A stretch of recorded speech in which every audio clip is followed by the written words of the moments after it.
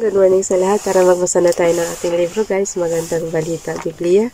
Today is 14 February 2024. Nandito tayo sa aklat ng Awit chapter 19. But before natin mag-umpisa, batiin muna natin yung ating sarili ng Happy Valentine's Day. At yung aking ubot sipo naman lumala kagabi. Paano ba naman napaka-lamig ng ating ininom na soft drinks kahapon ng tanghali. Katangahan ni Ralph. Alam na nga may sore throat siya. Binanatan pa ng di ba napakainit kahapon ng tanghali sa labas. Di binanatan ko ng inom ng soft drinks. Pagdating ng gabi, di ako makatulog sa ubo. Tapos ngayon naman pagising ko, parang hindi ako makapagsalita. Namamalat. Kaya nandito na tayo sa aklat ng Awit chapter 19. Dinadaan na lang natin sa pagtawat. Malapit na ang March guys. Gagaling na yan. Pag tag-init, wala tayong ganyang ubot sipon at hiyang tayo sa tag-init. Pag taglamig lang talaga. Kasi yung sabi ko sa inyo, from init tapos sa lamig. Diba, galing kami sa staycation ng medyo warm lang doon ang climate. Tapos pagdating dito sa amin, napakalamig. Ayun, nadali ako. Tapos, tuloy-tuloy na hanggang mag-Chinese New Year. Siguro ayaw lang ako pakainin ng mga matatamis. Ang daming matatamis na chocolate sa amin dito. Yung isa nga, hindi ko pa nabawasan. Okay, chapter 19, Awit chapter 19, verse 1. Awit chapter 19, ang paglilikha at ang kadaklian ng Diyos. Basa na guys. Katha ni David upang awitin ng punong mga awit. Awit chapter 19, verse 1, ang kalulahatian ng Diyos ay ipinapahayag ng kalangitan. Ang ginawa ng kanyang kamay ipinapakita ng kalawakan. Verse 2, sa bawat araw at gabi pahayag ay walang patlang. Patuloy na nagbibigay ng dunong at kaalaman. Verse 3, wala silang tinig o salitang ginagamit. Wala rin silang tunog na ating naririnig. Verse 4, ngunit abot sa lahat ng dako ang kanilang tinig. Balita ay umaabot hanggang sa dulo ng daigdig. Gumawa ang Diyos sa langit ng tahanan para sa araw. Verse 5, tuwing umagay, lumalabas ito na parang masayang kasintahan tulad ng masiglang manlalaro na handang-handa sa takbuhan. Verse 6, sa silangan sumisikat, lumulubog sa kanluran. Walang nakapagtatago sa init itong taglay. Ang batas ni Yahweh. Awit chapter 19 verse 7. Ang batas ni Yahweh, walang labis, walang kulang. Ito'y nagbibigay sa tao ng panibagong kalakasan. Kaya nga sabi ko dapat wala na tayong senador, wala na tayong House of Representative, kasi yung mga yan gumagawa ng batas guys. Di dapat kung sinunod lang natin yung sa Bible, wala na tayong pasisulduhin ganun, di ba? Sa dami ng batas dito. Okay, verse 7. Ang batas ni Yahweh, walang labis, walang kulang, pero maganda na kayo pag ito ang nyo, ang sundin nyo. Ang punishment dito is puro kamatayan. Konting kasalanan, walang punishment dito, kamatayan na. Okay, ang batas ni Yahweh. Verse 7, ang batas ni Yahweh, walang labis, walang kulang. Ito'y nagbibigay sa tao ng panibagong kalakasan. Ang mga tuntunin ni Yahweh, mapagkakatiwalaan, nagbibigay ng talino sa payak na isipan.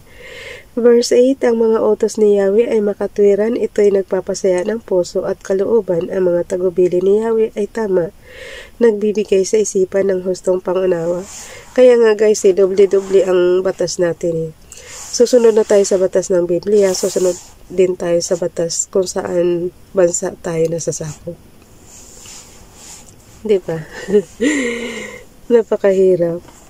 Okay, verse 8. Ulitin ko lang. Ang mga utos ni Yahweh ay makatwiran. Ito'y nagpapasaya ng puso at kalooban.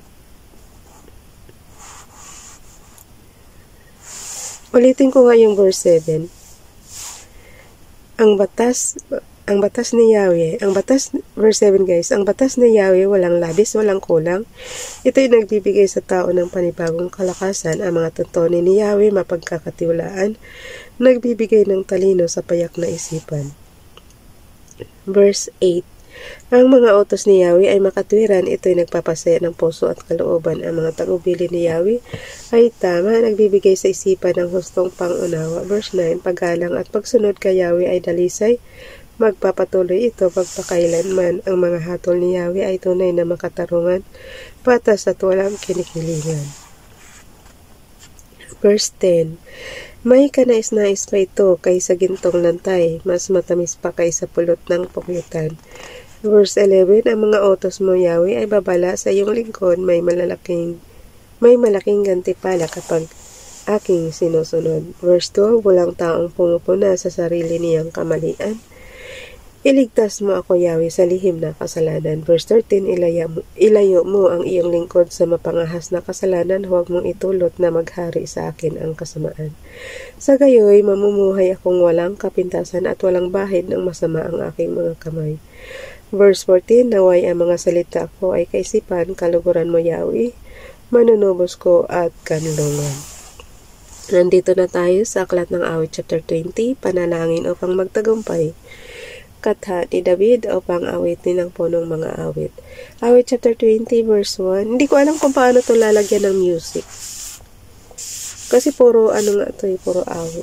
Hindi ko alam pala kung paano ito lalagyan ng nota. Siguro yung magagaling dyan magkanta. Verse 20. Pakinggan ka sana ni Yahweh kapag ikay nagdurusa at ang Diyos ni Jacob. Ingatan ka sana. Verse 2, mula sa templo, ikaw sana'y kanyang tulungan at mula sa Zion, ikaw ay kanyang alalayan. Verse 3, ang handog mo nawa ay kanyang tanggapin at pahalagahan niya ang lahat ng iyong haing susunogin sila.